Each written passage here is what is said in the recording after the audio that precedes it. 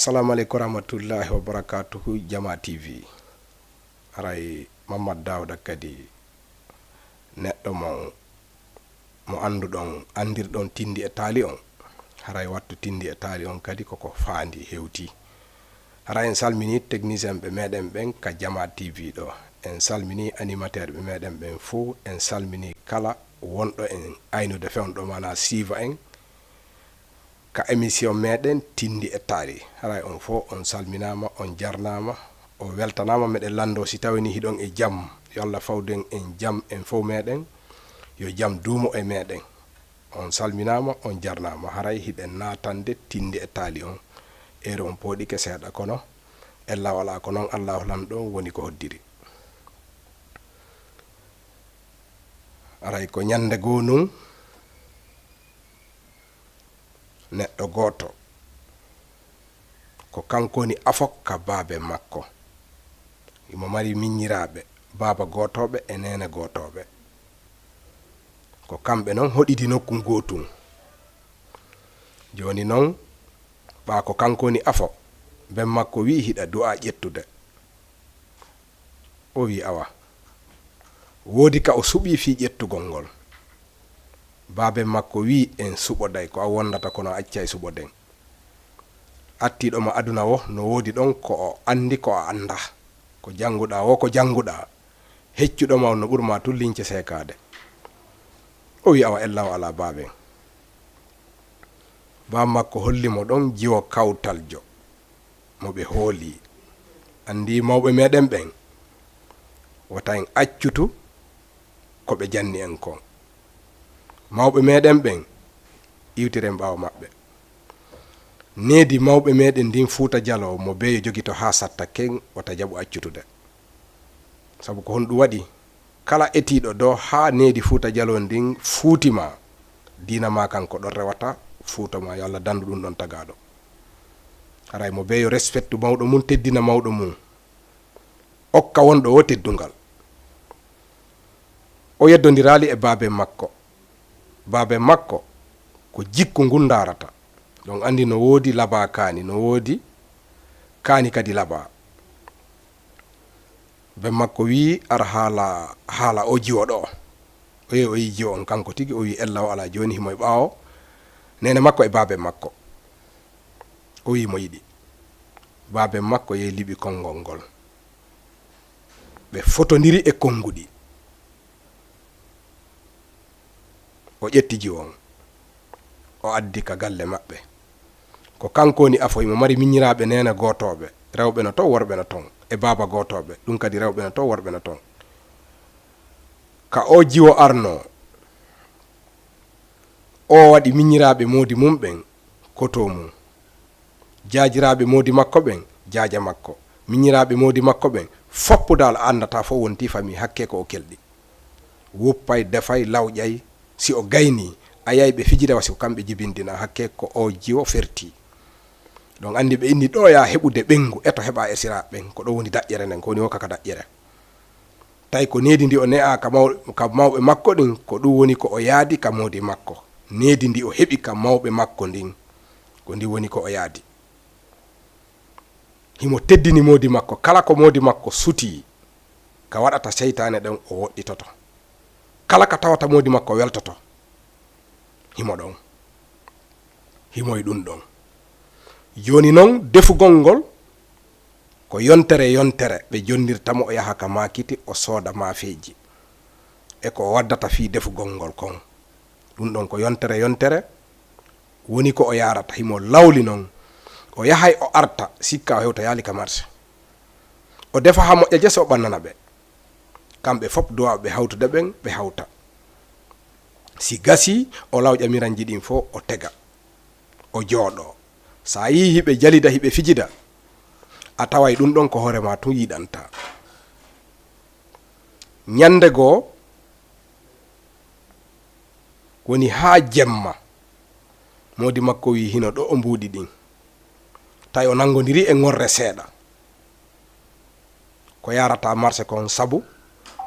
ko yontere du'aɗa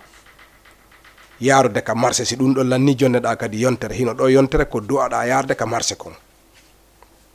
o hendi mbuɗi ɗin o waɗi ka ley ngawlu ley o waali ɗon andi tun jonnaɗo mbuɗi e ɗoygol a wata jaggude foy ɗawa yejjutude ɗon sa woɓɓe no yejjita ɗon sikka jonnaka kono tawa jonnama e ɗon andi ɗoygol no yicciyaden ka tawma ko ɗo wonɗa yanude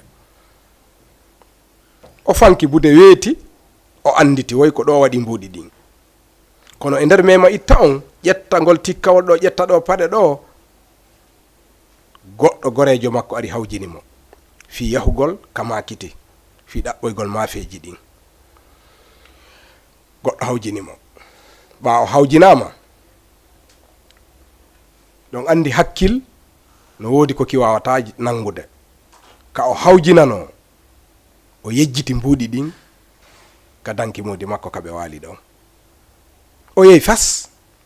o yehi ha o mutoyi ka ɓa hoggo o fotti ɗon e gorejo makko ɓawo hewti ka ɓa hoggo ɓe wi noon joni yoɓe waɗu sanso o ɓorno ɗi conci ɗo fi ko natira ka makiti e nder ɓornagol ngol tun o mbembi o yiyali 50 ka woniri o yiyal dal ka mbuɗi ɗi wonno ɗon o memmini ha ronki o yiyali ciɓitimo hara o hawko ɗi mbuɗi ka lawol ka ko honno ɗum ɗo woniri kono o mijiti o wi est ce que ɗi o yejjitali ɗi ka suudu o wattu ɗon télé wono 10 heures yoni ko 9 heures ɗon ko 9 heures no woni ko o yalti ka suudu modi makko o suti ka makiti o wi joni yo rutto heña o dogana mbuɗi ɗin hara o tardali o hendo mbuɗɗi o rutto ka makiti o wi gorejo makko yo habbo mo o dogi o yiltiti dogugol ngol yiltito ɓayimo hawji wata ñamete o leetu sakko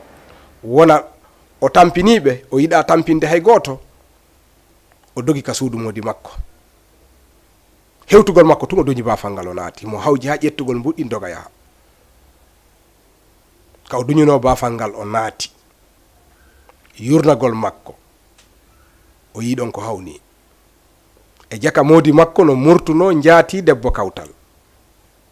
modi makko ko accata ko ha o yalta nodda on debbo kawtal waɗida e makko ko Allah yiɗa yarlaki o ari o tawi kamɓe fof hiɓe ɓorti wono Allah addiri ɓe waɗɗo concol ala o udditi gite makko ɗe yani e muɗum modi makko no ɓorti ha laaɓi jatigi modi makko kañ kadi no ɓorti ha laaɓi modi makko ƴetti juuɗe ɗen takki ka awra uggiɗi debbo mo o wondi on ɗon kadi ƴetti lince ɗen tappi ka gite tawi hersi ɓe tawi ɓe fof ɓe hersi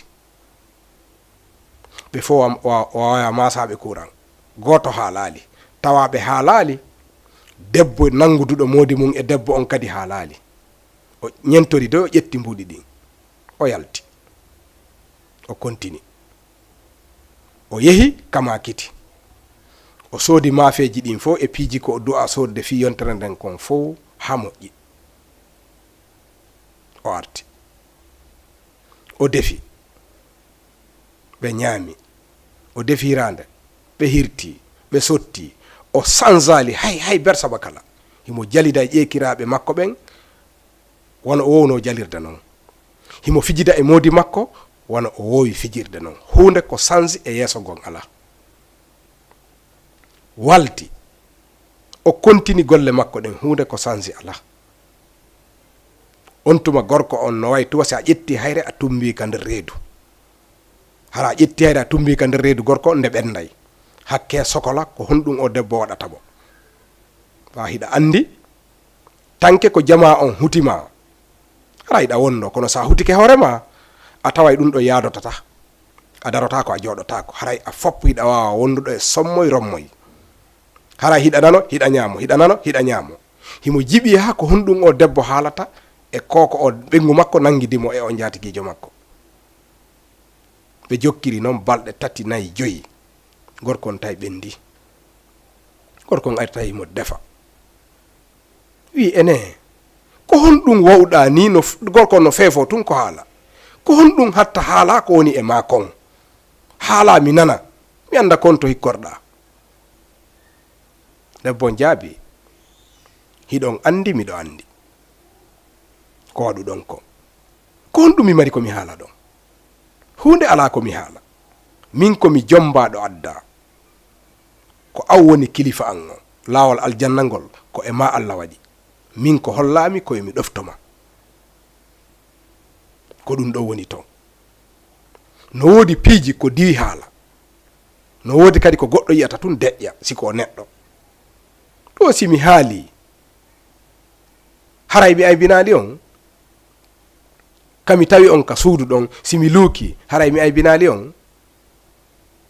hara jikku bongu yaltoytano si nettoyi simi luuki walla mi haalani gorejo an walla mi haalani nene mon walla mi haalani baben mon walla mi haalani ƴeekiraɓe am ɓen est ce que haray aybe luttali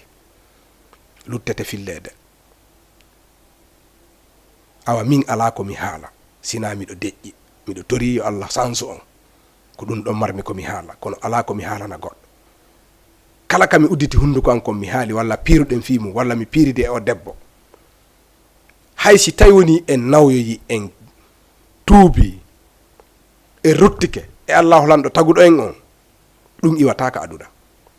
jama on sa okkiɓe koɓe haala ɓe haalay par ce que haray ko a waɗi koɓe haala ɗo o ala komi haala hay fus komi haalata ala mi haalanta gorejo am mi haalanta nene am mi haalanta baben am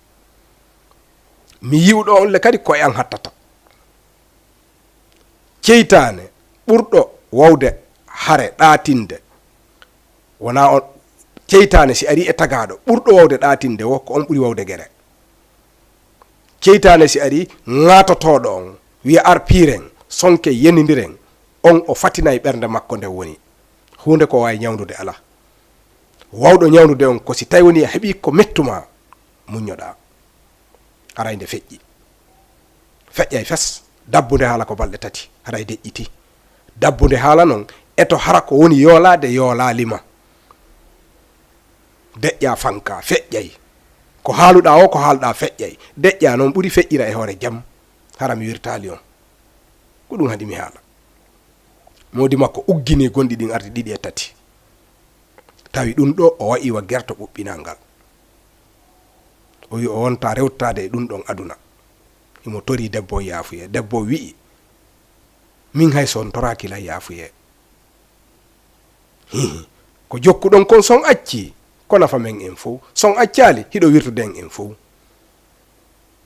sabu si tawno mi warno ɗo hito kami rewi wo ko ɓenta ko ko modi kaari do nangida e o debbo ɗa walla ko baben kaari do nangida e o debbo ɗa fewn ɗona eɗen jiidodi ɓiɗɗo gorko toujours mo beyo ɗaɓɓam ɓiɗɗo mum inde moƴƴere ka fewnare kala ko watta e to surroɗa neɗɗo be neɗɗo no jogii ko tawata o yiɗata yo ando si andike bonnaymo aduna si andaki noon himo wawi rewde ton o tuuba Allah yaafomo kono si andike no bonnamo aduna piiji bus no feƴƴa ɗi tawata ko hananoɗi waɗede an sutura ɗi feññine ɗin ɗi bonnanay jommum kala ko woni sa waɗi e sutura yawtay kadi e hoore sutura ala neɗɗo wonɗo ka hoore leydi ɗo no fanɗi mo jogaki ko tawata yiɗata ando par ce que feƴƴa e fewdo ba on o deƴƴiti gorkon tami hoore Allah waɗi feƴƴi e dow jam moƴƴere deƴƴiti hokko goto andali sina kamɓe tato ɓe fanki bute o sonkali o waɗali hay fus Allah okkimo on ɓiɗɗo gorko janɗugol ngol ko atti wiide nene e baabe makka Allah okkimo jawdi okkimo village okkimo ngalu kala ko goɗɗo yiɗata ka aduna ɗo okkimo gandal ngal tawata ko gandal alqur'ana nafitortengal aduna e lakara sutura waɗi goɗɗo o andana nene makko goɗɗo o andana baabe makko joni si tawno ɗum ɗon o wirtuno modi mum ko honto o ɓiɗɗo fontata deftere janga are do ko baaben kaari waɗi ɗum ɗo ko baaben kaari waɗi ɗum ɗo hiɗa andi hay koko ɓe innata ɓiɗɗo mo wona ɓi halal ko kunduɗe ɗen bonnata si satti ha ɓiɗɗo jibinama o jippike ka aduna ɗo so o ne'ama o jandi wata haalu ellaji ka o rewi ari aduna par ce que wona kanko addi hoore makko so o julni no julnirte noon Allah jaɓay so o jangi no jangirte noon Allah jaɓay kono ko kunduɗe yimɓe ɓen woni ko bonnata par ce que ko ɓeɗo innata ko ni o heɓira ko ni o woniri ɗum bonnayi a wiyay oɗo ko ni heɓira si a dartidiki e hoorema a jogike darogal a tawiɗa wondi ella mo tawata no wodi ko hinnoɗa hara wona haalugol ko alama e laawol kaari ko ni heɓira ɗum koye bononda wonɗa hay sa andi deƴƴu wona an ñawdata ɗum ɗon ko taguɗo on ko kanko andi ko watta ɗum ɗon jama o yo waw kunduɗe muɗum ɗen e sécureji yimɓe ɓen kala ko yi'uɗa waw ombude hunduko ma jogitoɗa tentini ko tawata koko wirtata neɗɗanke koko hersinta neɗɗanke limana ko accata e tagaɗo naya ittu bapon e makko sina ɗum hiɗa wawi rewde ɗon bonna aduna makko on mo bonnuɗa aduna mo a heeɓi junubu makko par ce que koya surru aduna ñawlan surran okkoran surran pular ko ɗum ɗon haalata toujours haray jama on koyo watta yila kunnuɗe ɗen no bonnude ko heewi tentini o wattuɗo technologie no avanciri cende ɗen fopp ko yer ko jogiɗa hoore o ko noon andirɗa ko woni e muɗum needi noon siɗa wondi e needi technologie naɓortama buyno wiide yaasi on ko ni yaasi on fus ko woni e yaasi on kon fof sa ƴetti ko moƴƴi kon a gollitiri yaasi on naɓortama kono sa wi an ko ari wo hiɗa humpa ko ari wo kadi naɓorta aray koye neɗɗan koye woni aray tagaɗo koyo watta yila oɗo ko ni o surriri modi makko acci ɓiɓɓe makko ɓen kadi heɓa ka yalta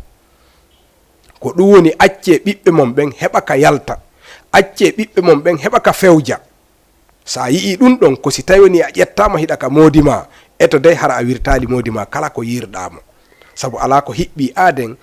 ɓuuri modi makko ala ko hiɓɓi aaden ɓuuri ɓengu ma on ɗon feere ala o andante goɗɗi ɗin yo taw noon hara so andanima o acca e ɓiɓɓe makko ɓen kaɓe yalta hande sa wirti modi ma walla a wirti ɓengu ma wona kamɓe tu wirtuɗa bolonda on fof a wirti tentini ɓiɓɓe ɓe o heeɓi ɓen aray ngol talol ɗo kadi ko ni ngol yaari hiɗen tori ko moƴƴi kon fof yo Allah waɗu hakkude meɗen kala ko tawata hino boni hiɗen tori yo pottinan en kala ko boni o acciɗen en foppo ha ɓooya juuta o acciɗen kadi e jikke e jokkere en ɗan haray on salminama on jarnama kala wonɗo men darude ka Diama TV ɗo en salmini technicien ɓe meɗen ɓen en salmini wonɓe en darude ɓen en salmini Mamma Saliou Dokuku ɗum koye leydi Pita en salmini koto Baba Galle Kanté ɗum ko e leydi Himaya wontiranɗen ɗon e Angleterre ɗum ko koto Baba Galle Kanté hara en salmini Mamadou Alpha Kokolum on ɗon ko coiffeur je wonɗo ɗo e Dakar en salmini sonnaɓe ɓen ɓe foppo maɓɓe en salmini Hajja Aminata Ba Bambakunda ɗon e France en salmini jajirawo an kadi accutuɗo hakkil e o Tindi e Tali ɓe innamo Dieynabou Sadio wontiranɗo en ɗon e Labe harayɗen salminamo salminen Souleymana ɗon e Gambia hiɗe lando si tawini ko jamtu woniri kaɓe hikkitor toon salminen Modi Hasimiu jeeyaɓe Pita Gongore Maasi district maɓɓe no inne district Kuye kaɓe hoɗi ɗon no inne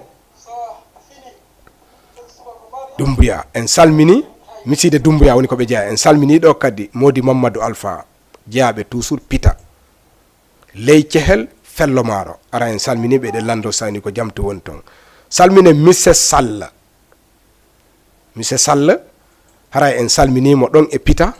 hiɗe lando si tawini ko jamtu woni toon kanko Mise Sall mbarin an ara eɗen salminamo eɗen lando si tawini ko jamtu woniri ka o hikkitori toon